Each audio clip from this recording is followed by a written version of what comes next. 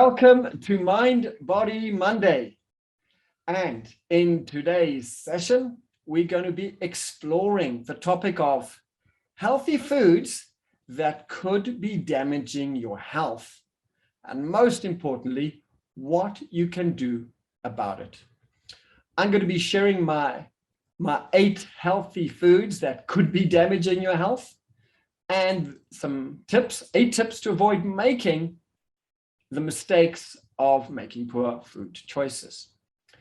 And this topic is really timely for me because just this week, I saw a 22-year-old student who came back to me for the second time, a month follow-up a month after he first saw me. Now, he consulted me 30 days ago,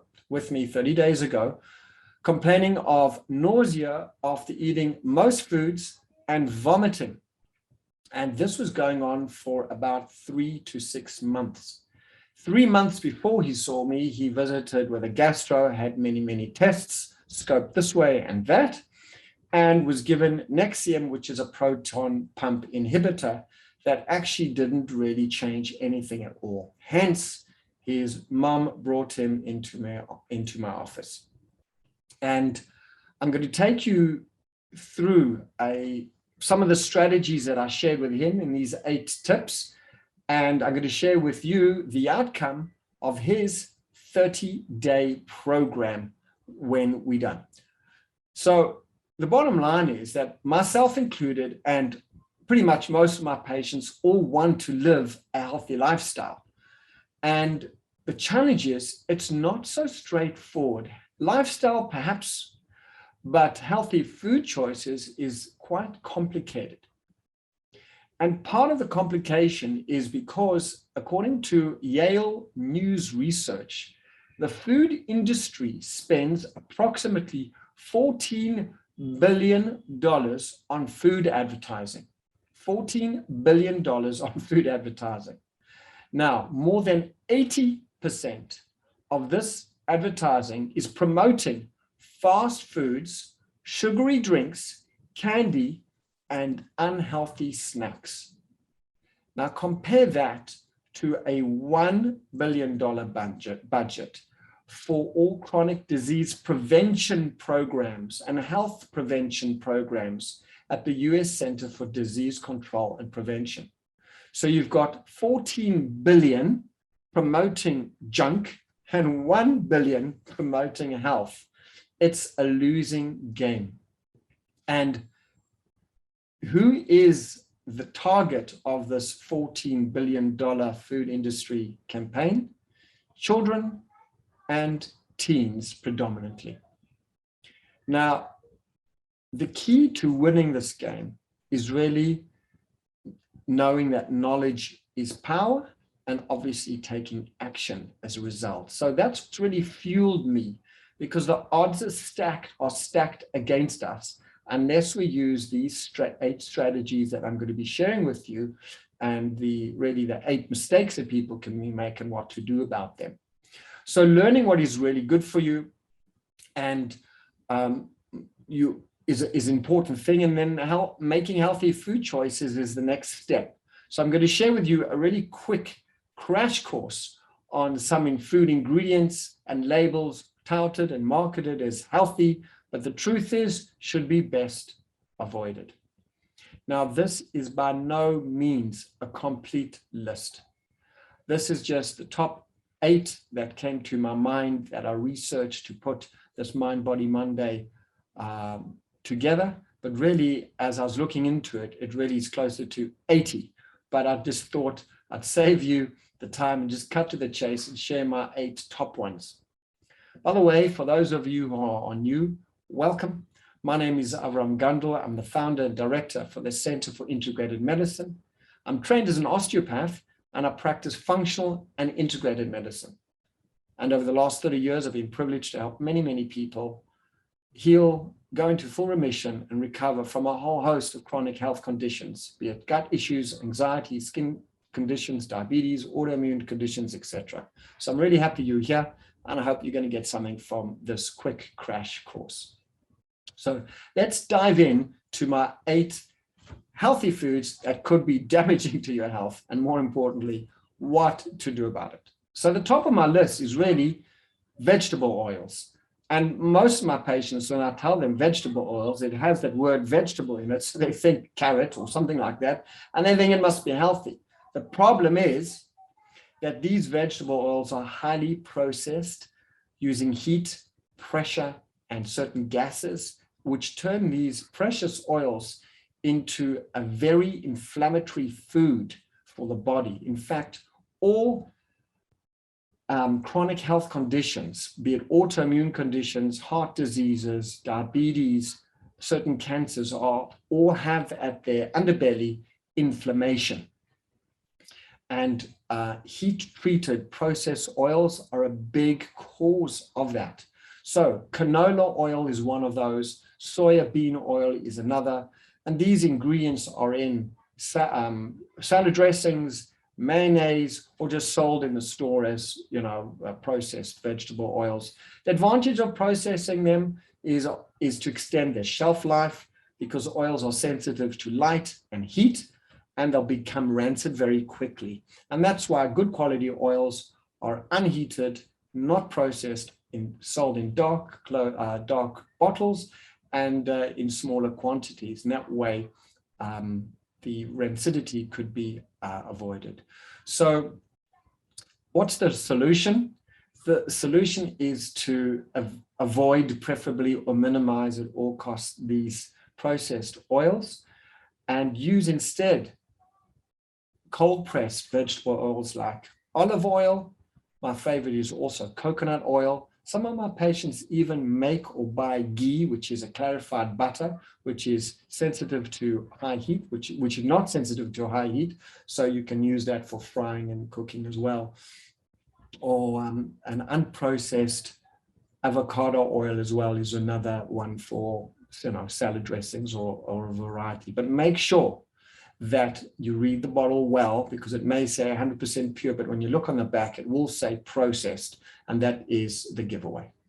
So let's dive into number 2 and look at nuts. I'm a big fan of nuts because they confer so many health benefits. The problem is store-bought nuts have certain challenges. Number one, they've been sitting on the shelf for a bunch of time. And they've also, if you're going to buy them, largely they're sold as roasted nuts. And these are also heat treated. So the sensitive oils within the nuts that confer health properties to the body have been damaged.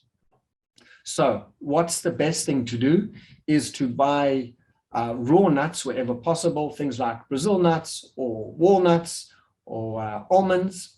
And then what I do with my nuts, I then soak them overnight for about 12 hours and then change the water and keep them in the fridge. And this sort of reawakens them and reawakens their enzymes, because the nut thinks they're going to grow, because it's a nut, of course, so they think it's going to grow into a tree, and as a result, all the proteins and enzymes become activated and once again will confer tremendous health benefits to the body. But avoid buying roasted nuts wherever possible. Or once you've soaked them yourself, you can then, if you have a dehydrator, dehydrate them in a dehydrator or in an oven on low for a short amount of time. And that way you'll be able to preserve the integrity of the sensitive oils and still get all the benefits. So let's look at some sweeteners, and we'll just jump to agave nectar, because so many of my patients asked me about that. It was a relatively new kid on the block, so people are always looking for a healthy sweetener. Agave, unfortunately, is highly processed as well, and it's very, very high in fructose. Fructose needs to be converted in the body to glucose, and from glucose, it continues its chain all the way through, which puts stress on the liver, can cause fatty liver disease, can also spike insulin, cause insulin resistance. So agave syrup is not a really healthy sugar. So my patients say to me when I talk about sugars, by the way, because sugars are quite inflammatory in what they, in the net effect on the body. So they ask me, Avram, what should we do? So the truth is, it only takes a few days to up to a month to train your tongue to get used to having less sugar. The remarkable thing is when you do this, by slowly tapering off your sugar intake, your food may taste a little bit bland and not sweet, etc., but you'll get used to it. And when you do eat an apple or a carrot or vegetables, you'll be overcome by the richness, the subtlety in flavors and tastes, etc., once the tongue has been reaccustomed to delicious natural foods. So that's one best long-term solution. The second best solution is to use other sweeteners like raw, unheated honey, and in moderation, because there are a lot of health benefits to that. There are other sweeteners which I recommend when people push me, and that is erythritol, which is actually derived from monk fruit in its natural source. And then there's another sweetener called allulose. These do not spike sugar, and when used in moderation, actually give a good taste to the food and don't have any major health risks or problems at this time. So the bottom line is with sugars, get used to bringing them down and find alternative, healthier sugars like those ones I mentioned. I want to just touch on the topic of low-fat foods because I thought people understood this, but they don't really. At least those patients who are seeing me specifically for autoimmune conditions or any inflammatory conditions, or those patients of mine who've come to balance their weight, they're still going for low-fat products. Now, in the 1950s, there was a lot of research put, false research created and a buzz created about the health benefits of low-fat food. The whole thing really blew up when cholesterol levels actually spiked and heart disease spiked, all as a result of these low-fat foods, because the bottom line is that the brain, our nervous system, our hormones in every cell in the body requires quality fats. So low fat is not what's at stake here. What's important here is quality fats. So quality fats are much, much more important. And those are found, again, in soaked nuts, avocado oil, coconut oil, or in quality meats, quality fish, foods like that have a good quality fat in. I recommend my patients, if they are going to have dairy, to have a full fat dairy and a plant-based healthy diet with a full spectrum of colors and flavors and density of nutrients and colors. That way the body will be able to overcome most health challenges just through diet alone. So that's the issue of low fat, best avoided, and to lose weight or balance your weight in a healthy way, to have a larger picture perspective on health, lifestyle, and how to maximize your metabolism through many other strategies that I've discussed in other Mind Body Mondays. So let's the next one, number 5, and there are only 3 more to go. So hang in there until I take your live questions on the topic.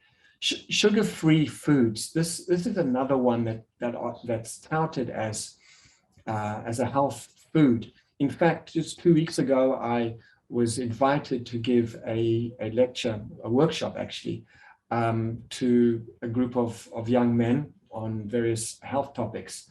So I placed on each of their seat a bottle of water, the name tag, a workbook, and then I went out to the health food store, which, by the way, is not my favorite place to buy health food. And the reason why I'm not a fan of buying health food in a health food store is because generally when most people go into a health food store, they're making an assumption that everything inside is health food. Their guard comes down. They're not as meticulous at reading labels as perhaps they should be. And hence, they tend to fill up their trolleys with whatever is closer at the cashier with these health food, sugar-free foods, etc., gluten-free foods, which I'm going to get to next, which is not necessarily a good thing. The better place to buy health food is in a large grocery store or chain store where they have a health section perhaps, but you're going in with a mindset of reading labels, hopefully, which we're going to get to as well. So sugar-free food, just like fat-free foods are loaded with chemicals and other additives to make the food tasty, because it's fat that really renders the food, makes the food more tasty. So when you take the fat out, you have to compensate, and they compensate with adding more additives and other junk food products into the food to make it more tasty. So sugar-free is totally misleading, and especially for those who want to try avoid sugar. In fact, most of my patients who are coming to see me with type 2 diabetes are having sugar-free foods and drinks, because, you know, it makes sense. Diabetes is a sugar problem, so I have sugar-free. So that's actually not true at all. These foods in reality are very damaging to the health, to the hormonal system, and are pro-inflammatory. In fact, let me share this piece of research with you, that a study published in the American Journal of Clinical Nutrition found that drinking just 12 ounces of soda, that's 1.5 cups of diet soda, right, that increased the risk of diabetes by 33%. That's 1.5 cups of diet soda once a week increased the risk of diabetes by 33%. Now, the research continued and said, what about 20 ounces? That's 2.5 cups. 2.5 cups of diet soda once a week increased the risk of diabetes by 66%. So these diet sodas and diet foods are simply not what they are made out to be. Sugar-free is absolutely not sugar-free. It may be glucose-free, but there are many other things. In fact, if you do a quick Google search of how many names are there for sugar, you will see that there are more than 60 different names for sugar, because it's hidden behind long convoluted names that are difficult to pronounce. And that way, marketeers are able to get below the radar. So what's the solution? Drink good old-fashioned H2O, water. And you can even drink carbonated water if you want.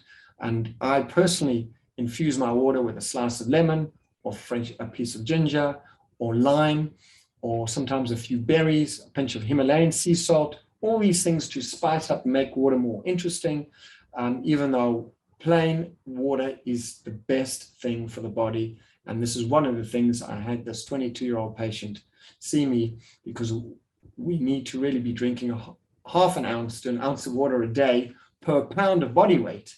So if you're not doing that, that's really the first place to start.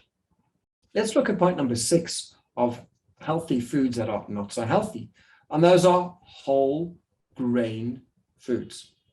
Yes, whole grain foods. It sounds like a little bit of a shock, but aren't whole grain foods supposed to be healthy? Well, actually some research pointed out that a piece of wheat bread can spike the sugar just as much, if not more, as a can of soda. Yes, that's quite shocking. Now, why on earth could this be? Well, there are many reasons for that, but our grain today is not like the grain of yesteryear. It's processed, it's hybridized, it's made to taste sweeter and created with super sugars, and also has an increased gluten content well beyond its naturally occurring state. So these concentrated sugars and increased gluten are pro-inflammatory. That means they cause inflammation in the body and could spike blood sugar levels. Throughout history, though, grains were used extensively as a staple in the diet. But what's the difference? They were either soaked, sprouted, or fermented. And these processes enhance the grain to be health promoting very, very much. In fact, what we do is we make our own sprouted grain. My wife makes a sourdough spelt bread, and together we make a sprouted spelt bread. So we start with spelt berries, which we sprout, and then we turn and we bake into bread. So it missed the flour stage. So the whole grain with all the fibers, nutrients, and vitamins and minerals are there bursting with each slice. And it's not that difficult. And by the way, these things can be purchased as well. So what's the solution here? The solution is to eat conscious grains that are not fortified, because fortified grains on the label means that it's been enriched. So in order to enrich it, it had to start off as a processed version, and then they do the enriching process, which is not a healthy process, and causes further inflammation in the body. So two suggestions here, two solutions. Is the one is to use the sprouted or fermented grains wherever possible, like sourdough. And where that's not possible, then go perhaps for gluten-free grain, healthy gluten-free grain options, because I'm going to talk about gluten-free in the next point, like coconut flour, arrowroot starch, plantain is also, almond flour is a wonderful flour, or my favorite is amaranth,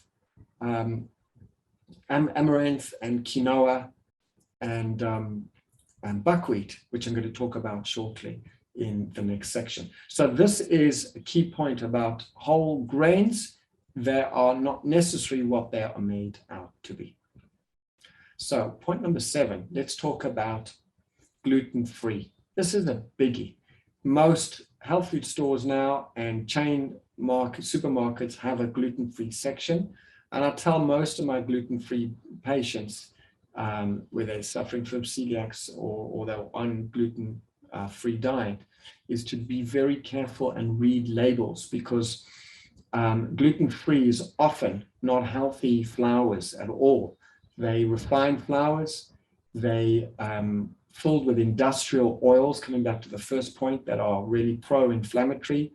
They may have hidden sugars in it and other chemicals. So it's simply not an ideal grain option, gluten-free, if you're not looking deeply and reading ingredients. So as I said, you can get many healthy gluten-free snacks that are actually really healthy, like kale chips or sweet potato chips that have been processed in a way that doesn't use refined vegetable oils.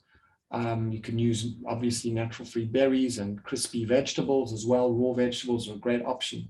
But 3 of my favorite gluten-free grains, as mentioned, is buckwheat, amaranth, and quinoa. And the amazing thing about these 3 grains, and they're much more, they all are a complete protein. So if someone's a vegetarian or vegan, these are gluten-free options that are really, really healthy. They've undergone minimum process and full of lots of nutrients like magnesium and a full complex of protein as well. So the last point is foods labeled as all natural. All natural is really the first giveaway to make sure you read the ingredient list, because something is there that is awry, because the word natural or all natural is not regulated in any way. So any manufacturer could apply whatever terms or ingredients they deem necessary to put in there. And all natural does not necessarily mean all natural. They often are filled with different forms of sugar, and again, the heated processed oils and other fillers. So the key takeaway here is to really read labels. The bottom line is, when you come to read labels, is the shorter the list, the better. And if there are any ingredients that you cannot pronounce, then don't buy the food. This is not a chemistry lesson. The shorter the ingredient list, the better, and easy to read ingredients.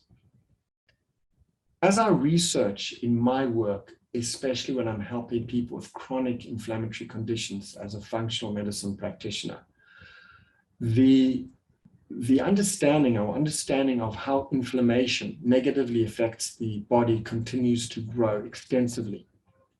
In fact, recently I saw a patient who had a major inflammatory condition of arteries in the body. And one of the reasons I think this came about is from many, many years of a sedentary lifestyle, possibly, but most importantly, eating healthy foods, but were loaded with these inflammatory products and these vegetable oils that were processed. Over time, they do take a toll on the body and they do cause inflammation. So the best thing to do is that to learn about the topic by coming to the Mind Body Mondays, or reading ingredients, so you become more conscious of making healthy choices. And especially at a time when we don't have too much time to make foods, or and we need to buy foods, then buying foods with short ingredient lists, foods you can pronounce, close to their natural source as possible, is always the best way to go. Or when you do have time or are energetic, then you can make some healthy snacks that you can put away in the fridge or freezer just to take out, and that way, and bulk make them as well. That way you are able to take them out when there's a need. So I want to just come back to that patient of mine, because I too was so happy with his results. And even though I've been in this field for 30 years, I'm constantly amazed at the body's incredible healing potential. But thanks again for joining, really, and showing up for yourself, being accountable to yourself, because Mind Body Monday is really all about the understanding that self-care is the heart of healthcare. And all you really need to do is take one small step in the direction of enhancing your health and well-being. Until I see you the week after next, Chag Sameach, happy Passover, and see you shortly. Thank you so much, everybody.